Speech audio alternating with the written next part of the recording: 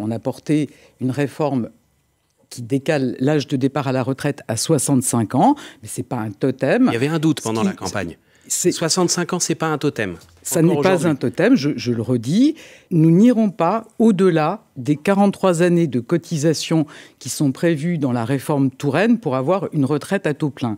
Ça veut dire que quand j'entends des gens qui vous disent « on devra travailler » ou « vous devrez travailler 47, 48 ans », c'est faux. Personne ne devra travailler 47 ou 48 ans. Nous n'irons pas au-delà des 43 ans prévus dans la réforme Touraine. Donc ce seuil-là, nous n'y touchons pas. Mais par contre, l'âge d'annulation de la décote, l'âge qui permet à quelqu'un qui n'a pas une carrière complète de partir néanmoins sans décote, ne bougera pas. Il restera à 67 ans. On est particulièrement attentif à ce minimum de pension qui concerne ceux qui ont fait une carrière complète au SMIC.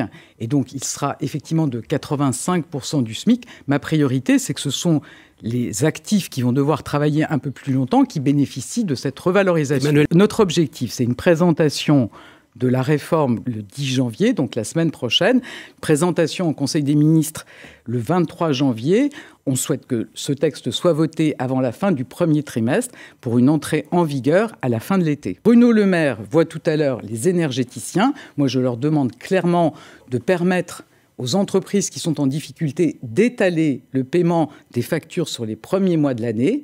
Et par ailleurs, de notre côté, j'annonce à ces entreprises qu'elles pourront demander un report du paiement de leurs impôts et de leurs cotisations sociales. On pourra faire ce report pour passer ce moment difficile en termes de trésorerie. On prévoit de passer d'une indemnisation de 24 mois à 18 mois. En effet, l'hypothèse... On a voulu être transparent en affichant toutes les situations et les règles qui s'appliqueraient, y compris si le taux de chômage, ce qu'on souhaite évidemment, passe en dessous de 6%.